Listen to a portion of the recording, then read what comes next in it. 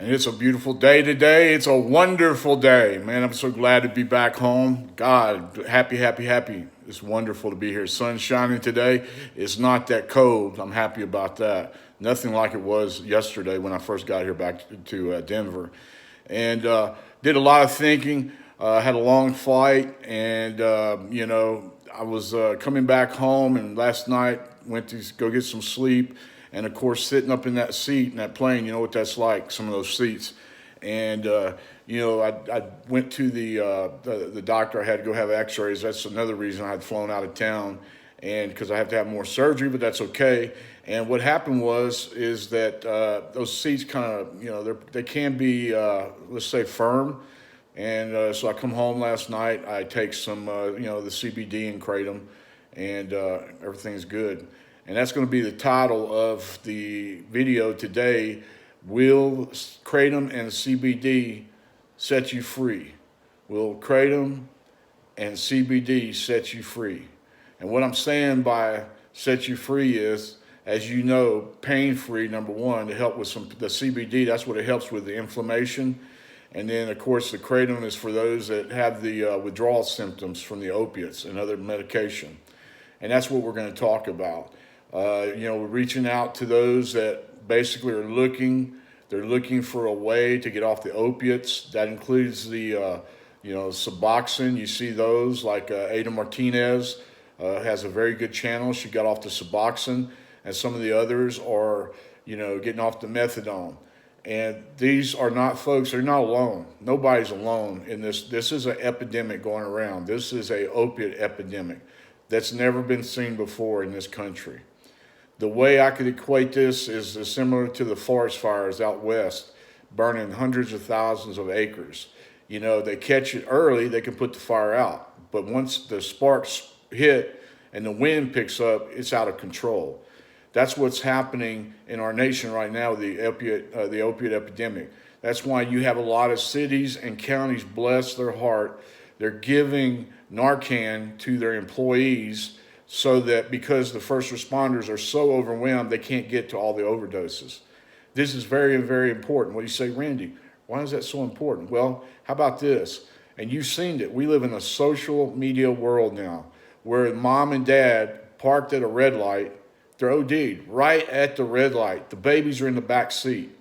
It went viral on Facebook. I'm sure you've seen it. That's why, so when the dog catcher pulls up behind doing his daily duties, and he pulls up behind a vehicle, and he happens to notice they're slumped over, he's got Narcan. They can go up and revive them until the first responders can get there to save their life and save the kids' parents. I think the kids will say, thank you very much. The baby's in the car seat in the back, they'll say, thank you very much. Thank you for saving their parents. That's what we talk about. That's what this channel's for. And while we're on the subject, you're going to come across, there's going to be people you've known all your life, maybe some people that you love. That's just the way it is. What happens is you decide to get off the opiates. They may not agree with that.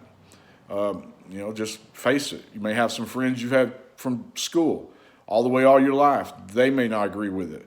So you got to be prepared for that. You got to be prepared, whatever you got to do to get off the opiates, that you're going to do it. Because you're going for your life, to have your life, get your life back. And it's the same way with this channel. I've got friends I thought were real good friends, and probably family members too, and that when I got this channel going, it's kind of like, ooh, you're going out there and telling the truth, and people will hear the story, and then it's okay with me. I saw a dude on YouTube a while ago talking about Kratom. He had a mask on. What? A mask on? Let me try that. Okay, there's my mask. All right? Dude, you don't have to hide your face because you're getting opiate free. Don't be ashamed of anything. Because listen, there's nobody on the face of this planet that's perfect, okay? They're not perfect. No one is. Don't be ashamed of yourself. So what? Okay, you went had dental work done, and they give you some Percocets or Percodans or Vatican or any other friggin' opiate. And you didn't know what it was, and you got hooked to it. Then you went out on the street. You didn't know what to do. You didn't know about Kratom then. But what did you do? When you made the decision You made the decision that enough was enough. And then what you do, you started searching. Now, the advantage that you had that a lot of people don't have, you were young. You were young and you were real internet savvy. And you did exactly what you should have done. You went to the internet and then you found out about Kratom. See how it worked? Then when you found out about Kratom, what'd you do? You got off of the opiates. See? Don't be ashamed because you went and drank a glass of tea made off of a leaf that's kin or cousin to the coffee tree. Made you some tea to drink to get off the opiates. There's nobody on this earth, friend, remember this. Nobody on this earth is perfect. That's just the way it is. And if they think it, listen to this, you remember the analogy I was talking about with the forest fire, how it starts with a spark and then it's burning hundreds of thousands of acres, and they have to call crews from states of fire crews to try to get it under control because it's out of control. That's what they have to do. Well, with the opiate epidemic, that's what's going on, and growing and growing and growing. And until someone steps up and does something about it, then it's going to continue to grow. And what does that do to the odds of it spreading into other people's families, into their inner circle, into their work co-workers? It can happen to anybody. And if they think that it can't, they're just really mistaken. Let's just be real here. They're really mistaken. It's that simple. It's that easy. How many people have surgery every year? Think about that. How many people have surgery that didn't plan on having surgery? How many people has dental work every year that didn't plan on having dental work? How many accidents are there out there? So, tell them to go relax, go take a chill pill and have a good day. What you're doing is you're reaching out here to everyone so that they know about this leaf that they can make a cup of tea with or put some orange juice or mix in a smoothie and help their loved one. Their loved one didn't choose. They try to, this world, let me explain this to you, okay? Let's just talk here for a minute. I love talking to you. I love talking to you. That's why you're here right now. The universe brought you here for a reason. It brought you here for a reason, so we could visit, so we could talk. Hey, I put my email out here. I put my contact information, and I'm setting up social media for all of you. Yeah, just like the gentleman from California. Dude, I sent you my email. Email me. We'll carry it forward. I'll help you. I will give it to you, okay? Stop playing the games. I don't have time to waste. I got a company. I got a large company to run. Successful CBD company, international, yeah. And I donate my funds for this channel. It's not monetized. It's not monetized. That's why I'm so pro CBD and Kratom. I didn't know about this until I was almost killed. And then I had to go out here and like everybody else search. And I'm thinking, why isn't this everywhere? Why doesn't everyone know about this? As my grandfather used to say, something doesn't smell right in the barnyard. He had a ranch in Texas. And he said, sure isn't Granny's fried chicken. Okay? And I always remembered that. I was trying to think, what's Granddad talking about? I know what he's talking about now. Something doesn't smell right. A leaf off of a tree, off of a family of trees that we drink coffee every day. And then they're out here, fake news trying to go, oh, it's Kratom. It's Kratom. Ooh. Hey, what else did they do that about? That now everybody's, you remember hemp, marijuana? Huh? You remember that? Yeah. That used to be highly illegal. Ooh. What do they call it? The evil weed. Ooh. Now what? Come on. Everywhere. CBD everywhere. Yeah, helping people's lives because they have to have something instead of what? Opiates. That's why CBD's everywhere. Yeah, that's my career. That's what I do. You got that right. That's right. That's what I do. I help people any way I can. And right now, because I walked through it, I can lead them that way. I know what they're going through. It's not no games here, folks. This is costing families, their loved ones, their lives. That's their lives. Have you been to a funeral? I have. I don't like them. I don't like funerals. No, I don't. Let me ask you this question. Have you ever had to give a loved one CPR? Huh? Have you ever had to give them CPR and hold your smartphone in the other phone in the other hand while you calling 911? Huh? It's not a good feeling. It's not a good feeling. I'm talking about college educated. This can happen to anybody, any family, anytime. Anyone that tries to tell you otherwise, they're incorrect. They're incorrect. Just like that forest fire can start one spark and it spreads. And you can say, well, Randy, we're pretty particular. We're careful who we're around. I hear you. I hear you. All I ever did was went to work, go to synagogue, go to work, go home, be with my family. That's it. That's exactly, you watch my other videos, you saw. That was my life. I didn't even know what an opiate was. That was another man's or another woman's issue, not mine. I'd never be around that. Never. Never. Until an unexpected accident where I was a passenger and I had no control and nothing to do with it changed my life. And what happens is as this epidemic continues to grow, the numbers continue to grow. And you know about numbers. I'm sure you know about the law of large numbers.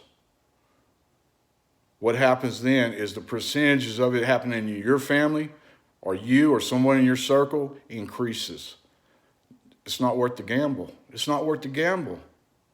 And then what happens? Okay, so let's just look at it both ways here. I like you have all the information. I'm not going to sugarcoat it. Let's have all the information. Let's just say they go out there, they had surgery, dental work, was in an accident, whatever. They were in school and they went to a party one night and somebody said, ooh, try this. Kids will be kids. Anyway, however that come into their reality called opiate, however it come into their reality, they're not prepared for it because they don't know what it's like because they've never been there. And now they're dealing with it and they don't know what to do. Who do they tell? Do they go to their most closest loved ones and say, hey, listen, I screwed up. This is what I did. I went to this party over at Mary's or Bob's or John's or Mark's or Jose or whoever's house, and there was this person there and they said, hey, try this. They said it was kind of like, weed or it was like alcohol, get a buzz. And they tried it and then they're hooked. They're not going to go to their loved one. They're embarrassed. Why is our society so conditioned that it's, they try to embarrass people, come out to be honest? I don't get that. I can't comprehend that. I had loving parents. My parents loved me. Did I make mistakes? Hello. Did I make mistakes? I was living, I was learning. It's called life. It's called being a child, being a young adult, being a teenager, growing up. Think about it. But it must have worked because I did the right thing. That's why I'm talking to you right now, and I can see why it's so important with this opiate epidemic taking over. That's why I'm talking to you. It can happen to any family. It can happen to any person, in any circle. Let me talk to you, okay? Do you for a minute think that a doctor or a dentist or a lawyer or a CPA or somebody, a first responder, or in the military, do you think they're going to go in here and take the chance and say, hey, this is what happened, they're hooked on opiates? Do you know what that would do to their career? Think about it. What do you think is the first thought pops into their mind after they're on it? And they didn't plan to be on it, it just happened. Maybe it was that root canal they went to. Maybe it was that surgery they went to. Maybe it's an accident they went to. Maybe it was a sporting event that happened that they had an accident. Maybe they went to a party and somebody could have freaking slipped it to them. Who knows? Who cares? We're looking for a solution, not blame here. And then they're on it now. They don't know how to get off of it. Do you think for a minute they're going to go up here and go, oh, by the way, they're hooked on opiates and they got to use insurance and get on some Suboxone or some methadone? No, because why? Their career will be, gone. Quick. See ya. Bye, baby. Thanks for being here. They're gone. They're history. And that's how they feed their family. And they know it. So what I'm saying is, think about if they had the knowledge about a tea, a leaf, a green leaf that can be ground up, that is ground up, that grows by the thousands of trees, by the tons it's grown. And it could be ground up and mixed with water, green, made with orange juice,